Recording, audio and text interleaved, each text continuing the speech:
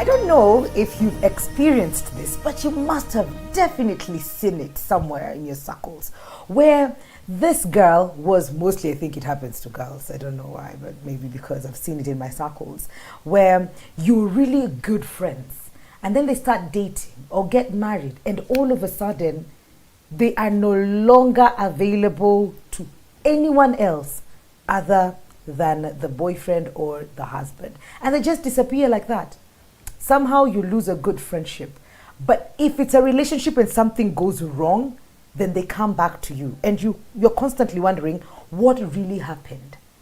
Now today we are looking at that. Why your lover, why your boyfriend, your husband should not be your one and only friend. Zulu. So, Mwikali, all these years you've lived, and then you find a person you're in love with, and then you get swallowed. Yes. In that relationship. Yes. And Zulu can't find you? No. Kinakaro can't find you? How? Even mom struggling to get you, she has to call the boyfriend to... My handbag. That's what we call them. Handbag now. Now it becomes impossible for anybody to reach you. Yes. Because you are trying to focus on your relationship. Yeah. On your love. Well, that's what they told us to do. You know. And it looks like a good thing. These single girls will mislead me. You know. Yes. And all your time now.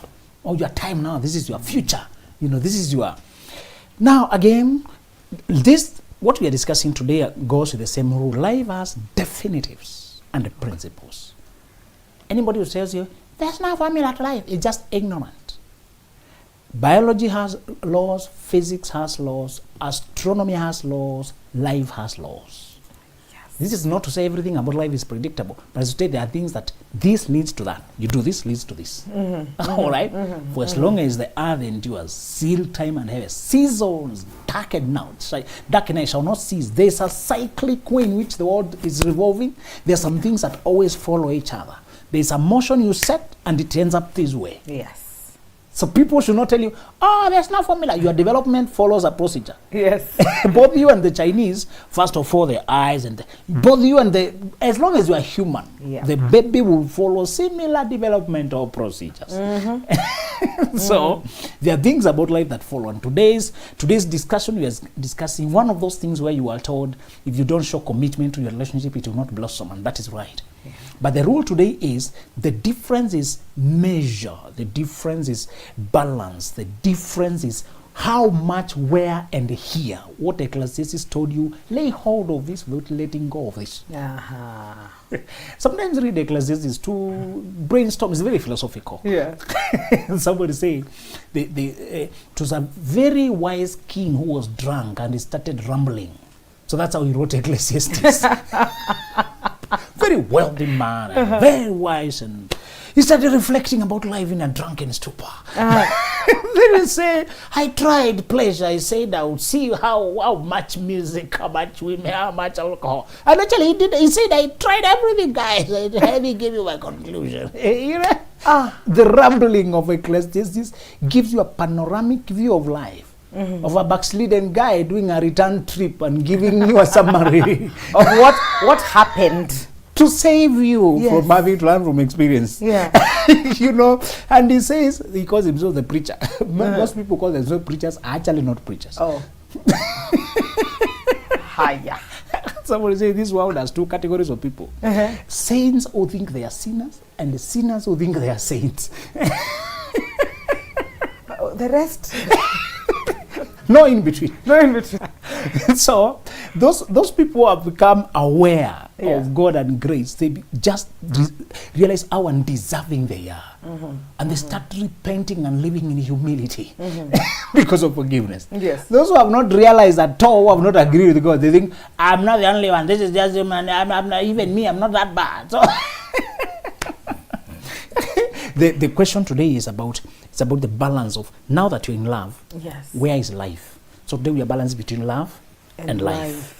Love is this romantic connection and this, what you are building with this person, your love life, your family, is what you are starting with this person. And we are saying how much of that commitment that is necessary to make it work. Okay. How much of it, when mothers get babies, they're told it's possible to get obsessed and buried and swallowed by mothering, that you lose touch with life. Yeah. In fact, they are recommended to always, at least once a day or something, depending on how old the child is, to take a stroll without the child. To get somebody else hold the child for you, go see the world. Yeah. Listen to your back, how it feels. Listen to your body. Listen to your weight. Listen to yourself. Yeah. Yeah. The child is demanding, and the duties could be sometimes exciting or exhilarating or demanding, and you can get carried away. Yes. The same way with the new love. It is very exhilarating. And every now and then you need to lay down the baby of new love somewhere and take a stroll. He never thought I would come back there. Like, where are we going? So every now and then, however wonderful, beautiful, lay it somewhere. For men, what excites them sometimes not the baby is like a new car. For a man, if you want to relate to his emotions, a baby is a good way to picture it. You can use that. Oh, okay. Or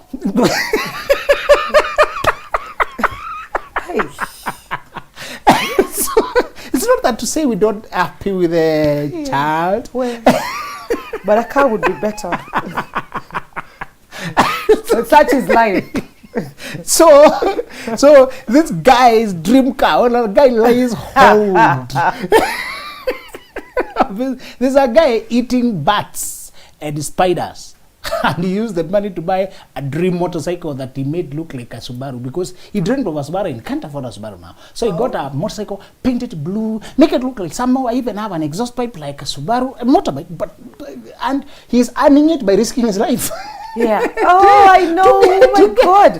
He mixes everything. It's just, oh my God. Yes. Yes. And that's craziness. You should not risk your health, your life. Oh, right, true. But I'm just saying, if after all that, what he's going to get is a motorcycle, what is it telling you about this guy? And in his mind, that's my Subaru. Okay, I see the picture now. I do. Wow. So, imagine that thing that excites you. Yes. Whether it's baby for you, whether it's that dream car, that thing, that dream house that you did. After you get it, there's another risk. It can swallow you until you lose track of life. When you lose track of life, even that thing itself will become unstable now, because it has no grounding again. Yeah. Remember where did you get this love relationship from? And I hope it's not excitement with these emotions and crush of young kids and saying, we were so much in love. This kid was telling me, we used to pray so much about our love relationship. We hold hands. Me and my mother used to insist on prayers. This girl is saying, pray, we pray, we pray. We signed these covenants. Now we are broken up. I realize I can't move on. I feel stuck. I know the languages of a teenager, of course, pre-25, of course. And I said, well, you used to have sex? Yes. So I'm saying fornication and prayers. Oh, where were you? Who was the receiver of these prayers? We were crazily in love. Then I gave her the message. I have a message I've made for pre-25s about relationship. She said, oh my God, yeah, this is true. So then she wakes up. Your mind is not ready for these things. Yes. That emotional passion is supposed to be taking it to the thing you want to do in life. Yes. To the innovation you want to do. There are 3 girls who invented an app to curb female circumcision. And they were awarded by the president, recognizing the whole of Africa. What were they doing? They were absorbed in that thing for long. So I told her, go invent your thing. Stop this self-destruction. It is very absorbing because it's exactly like cocaine. And it will addict you and swallow you. Eventually you live with that pain. Yeah. There's a scar that you can get on the hand and you can manage to live life. But if your whole body becomes a scar, that's what I tell these young people. The breakup of under 25s scar your whole body, your whole soul, your whole identity until you fear intimacy, fear trusting, fear at the same time suffers you another loss. It made you avoid school, avoid class when your identity, your excellence, your career, your uniqueness was supposed to be forged in the heat, in the incubation of solitude and self-application to learning. Nobody told us this, but some of us, I think by grace, we bumped upon it. I just loved excellent people and I was following the pattern. And all of them had a period of obsessive learning, all of them. Yeah. So I bought the idea of obsessive learning. And they said the only time you are free is between high school and getting married. Yep. They said that period is golden. If you waste it, you look for it. They said actually, you will arrive at marriage the wrong you. So you marry. They said, you marry you there, but over here you are split. Yeah. You don't know which career works for you, which lifestyle works for you, which flavors work for you. Everything was characterized by relationships you were in. Over there, you're a family man. Over here, you're not sure where you would have excelled. So you hate your job, you endure it, you feel bad, you're irritable around the job, you don't know what you could have done, you're already stuck there with bills. The way one guy put it, it scared me stiff.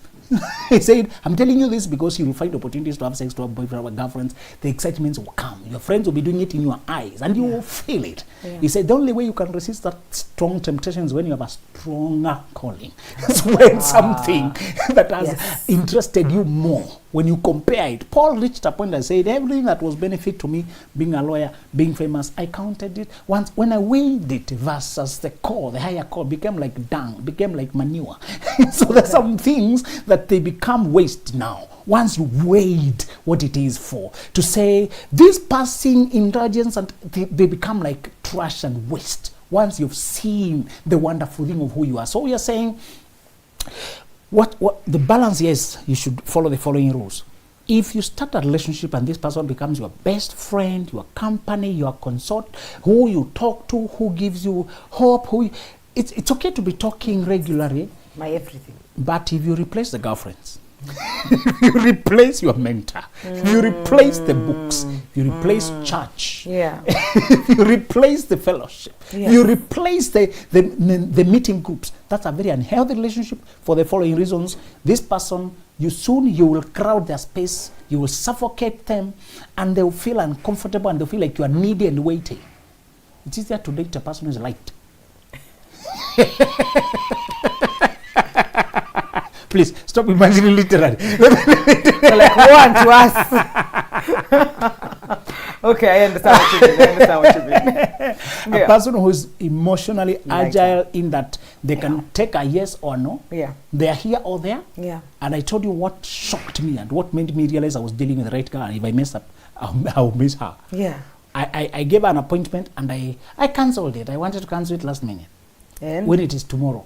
Uh-huh. And she was easy to say, no problem, if it can't make, we can always get another time. I said, other girls feel bad when you inconvenience them. Yes. Why is this one so light? So her lightness told me, hey, no, I'm coming. Yeah, because it's like, yeah, yes.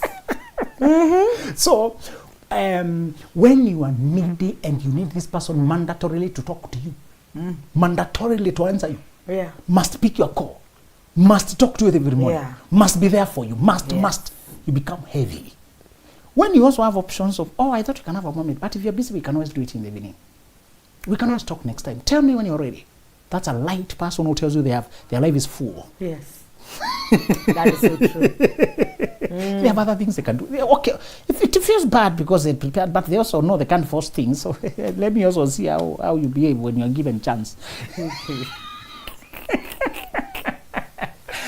Let me tell you. Yes. I came to realize that it's when you don't appear too needy and forcing issues that you're very valuable. Because people now know they can lose you if they don't behave. That's true. And they also, it intrigues them. How come? How come you can easily, does it mean? Yeah. Sinamda. Time. You can actually lose good people. You can actually make people stay with you the moment they realize, the moment they learn that you also have a life. Mm-hmm. You have a rich life. The second principle we are saying, if this person, first principle is, if this person replaces everywhere else you used to go, you stop attending Chama, stop attending that class, stop attending this, because you have concentrated on this relationship. Yeah. Then you are no longer reachable. People call until they get tired. Text you, they realize you no longer text back. What will happen is even the person will find you unbalanced, needy, too weighty, too difficult to handle, too demanding. And they'll start looking for space. Many times when people ask for space, it's because you're suffocating them. It's not a method always of rejection. No. It's an overwhelming. You are too present, and I can't breathe, and I'm looking for a breather. And you're all over my space. Get out of my face. Wait. You need to hear it different now. Next time people say this person is asking for space, ask them, do you really occupy it's like they already occupied their space. Everybody needs their space, please. Yeah. So examine your ways first. to check, because we always assume it's a way of getting away. Sometimes people are not just breaking away from you. No. They come to realize it's impossible to be with you and still be with themselves. Hey. Wait. That's a huge sacrifice. You're all over. There's something about men that they resemble lions. I saw it among men and lions. They said lions require solitude as their way of life, especially the male lions. Okay. They're not irritated, they're not angry with anyone. They just separate and sit somewhere to regain their... And this is not introvert or extrovert. No. There's something about a healthy man that requires that calibration in solitude. And many men, when they can't find it home and they're not aware, they can't describe what that is, neither can they ask for it in their relationship. They try to look for it in the wrong places. Now in clubs, in betting dens, in many places. And one of the challenges I find today is our space has become so crowded. We live in sliced houses, okay, in a slice on top of each other. And the activity on top. It's everywhere. And Mikali, I told you to ask for your space as a primary need. Don't put it as secondary as something. If I get my home, it's okay. If I don't get, no. Ask for it. It's a primary need. Why? Somewhere you can see the sky and a dream. All the people who got told to look up, they were outside somewhere. They were not inside the flat. I'm not against apartments. Jacob lay somewhere facing the sky, so glad that going. Even Abraham was told, come out from the tent, look up. Everybody who God was instructing was out there in nature to see God's creation. Too much concrete surrounding you will harden your life. Okay, you can take it poetically, you can talk if you like poetry, but please sometimes get out of concrete. And just go there in nature. To tell you, one thing you lose is you lose the people who are feeding the life that had come all this way, and this person will find you too needy that they can't breathe with you. The next problem is that the real thing that was keeping you up will wither. When you become too busy with the love life, with romance, and with outings, and staying, holding each other, and watching movies, and being that thing that was going on, your career that was going on, self-identity that was going on, quality connections that you are building, the right places that you are showing up for knowledge, the online platforms. I've met many people say they met in group discussions online that don't talk right content. You saw how the reason you loved it. So the reason you responded to each other. When a person you have chatted here in comments and you inbox each other, you like, because you have seen they are sensible. Sensibility is very attractive because online is full of empty people. When you see one person who has substance, you eagerly chat. So it's to say, that life that you were building that was going to reward you with destiny, with money, with social capital, with the fullness of life, even the richness, ideas, and houses and homes, all those ideas usually get them from the people interacting with, the places you are showing up. When you stop attending there, it withers. So you still remain in love, the love relationship may remain, but soon you start feeling empty. This answers, many people have been asking that question. They say, I feel a vague restlessness, although my relationship is happy. They say, there's no problem with my wife, no problem with my career, I love my child, but I don't know. I'm empty. Did you substitute this life with this? Did you substitute friends with this? Your passion with this? You are talents with this? You know, there's some things that may seem small, like poetry. Maybe you love poetry and you are in groups of poets. And every now and then you challenge each other with poetry. Now you no longer show up there. What that was feeding is crying for attention. There can be hockey, can be golf. Can be anything that may seem small to outsiders, but to you, it feeds your essence. It excites you. It can be a minor thing, like some teacher used to follow every week, who comes online every Thursday, and they give you something to digest that week. For the last 10 weeks, I've not been there. You've been busy with the relationship. What they were feeding, what happened to it? It's like that show you used to do with friends, not for money or anything, but you show up, let's do this guy, how did he show up? You like, and then you brainstorm. That laughter you used to have with friends. That teasing and joking. It's not there anymore. So after you cut this string of laughter, cut that string of poetry, cut that of weekend relax, cut that, cut this, Can you see it? Yes. Your life withers even when you still have love. Yeah. You lose the life bit. Okay, I see. Because the things that were feeding life look petty. Yeah. They look replaceable. Yeah. You can miss the fellowship this week. Even it's no problem. They'll continue. Fellowship with them. I will not come for choir. I'm not available now. I'm busy. The merry-go-round. This time, let me not sign up. No, the go fast. Right now, me and Chris. So everything. You don't show up for the hiking. The hiking you've done for years. Yeah. And it was doing something for your psyche. It was enriching your life. There was a conversation as you climbed the mountain. You loved dancing or swimming and used to show up there. Let me remind you again, the things that feed your essence of life look petty to outsiders. Yes. But to you, they give you a release. And I was telling you, please make sure, I keep joking with you, make sure your other life is going on. That's how you can be useful to us. That's true. What's other life? Make sure you meet with your girls. Oh, yes. Make sure that chat with your mom, with your dad, your brother. Make sure that, but those are the pillars that hold you centered. The moment you fall out, you estranged your mother, estranged the girls, disappeared from those friends. Even here you become, Mikali, you're not yourself. Oh, okay, so guys, you are doing a show today. It drains you. You can't keep up. So now, the lover you substituted, you start feeling frustrated with them when they're still doing their work perfectly. The last problem is that many people suggest you to separate from your people so that you can concentrate on them. They themselves, sometimes they take your phone, block people. They ask who are you talking to? How are you chatting to that person? Who is this? You can't even talk to another man. You can't talk to another guy. There's a guy who's telling me this lady, they loved each other, started living together out of love. There was no ceremony, no official. Oh, okay. Whenever I hear terrible foundation, it's like saying I walked into this bazaar, I liked this car, started driving it. There was no signing contract, I just started driving. You never talk like that about other acquisitions. I like this house, I just moved in. I did not even discuss with the owner or anything, I just started living there. But now I realized it has cracks, so who are you in that house? Yeah. So who are you complaining to? This sliding in does not impose due diligence. Let me remind you, you don't do ceremonies for show off. You do them to force your mind to think straight and evaluate the commitment and weigh how much investment this is. Yeah. When you appoint 13th August as your time of wedding or whatever, it forces you to look around, to think. So my status will change. What else will change? What should I change in my life? But if you just start seeing each other in July and June and this, and then suddenly you're living together, at what point do you write the Constitution?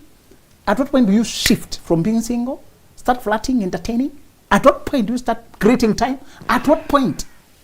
There's nothing else you acquire so carelessly, because there money is concerned and everybody is careful. Here your life is concerned. Why are you careless? So you will say, soon she started being nagging, demanding, she's watching over who I'm talking to. She cannot agree for me to. Now she's suffocating my space, deleting contacts, chatting, quarreling.